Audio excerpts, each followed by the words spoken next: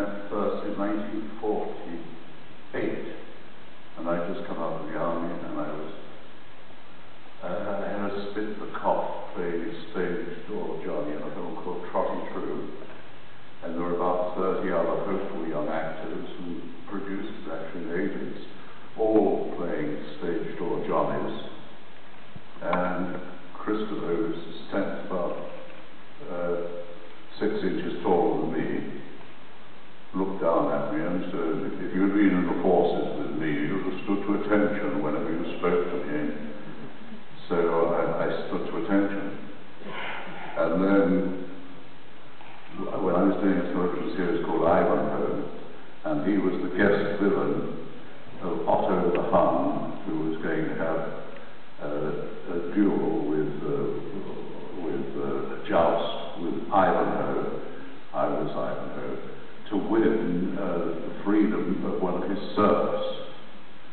We had this 13, 14-year-old boy from the Corona School of Acting, and we're standing waiting for a cloud to disappear from the sun, and all of a sudden Christopher, who was playing Otto the Hun, suddenly went, "I schweigten für die Eisenbrüten, oh, Mensch." And the kid says, "Cool, do you speak German?"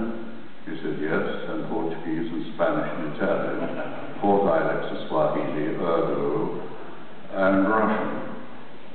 And the kid said, "Cool." And he does. He speaks all those languages because he can pick up a book and you say, page 250, line 13, and he will quote what the line is. He has an incredible memory. And then, of course, we did The Spy Who Loved Me, and I was glad. Man with the Golden Gun. But I was talking about good films. No, Man with the Golden Gun, which lovely Brit and lovely Maud Adams were in, and in between them sitting there is my wife, who is also Swedish. So this is the Swedish afternoon. Hey, and anyway, our first scene in Man with the Golden Thing was on this island, they now called James Bond Island. It's called Phi Island. Aptly named, I don't mind telling you.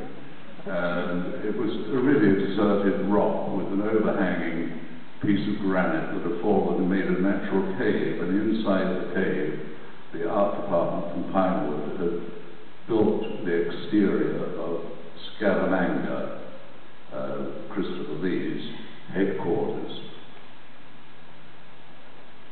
And little Hervé Villechaize, who played the midget servant.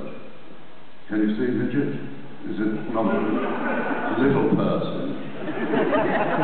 Being politically correct in this historic debating chamber.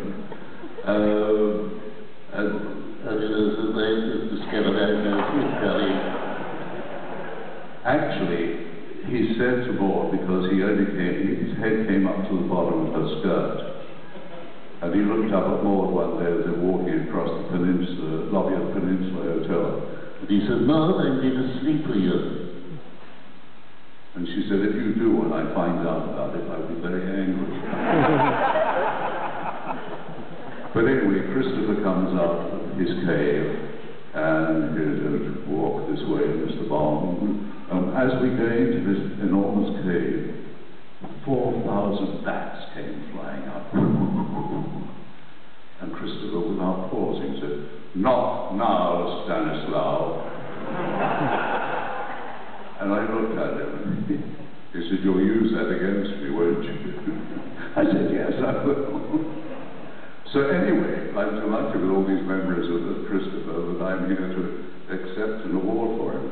I'm going to get awards myself, because, you know, they don't, well, there are bad acting awards, but I can never afford the fare to get there.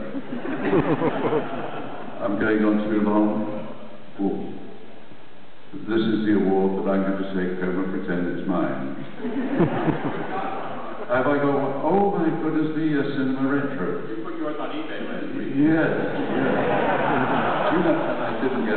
a bit for it.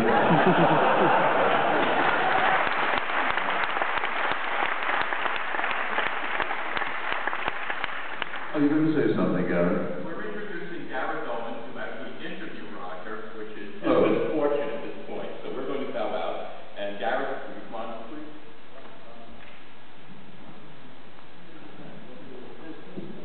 Does that work? Sit down there. Go behind.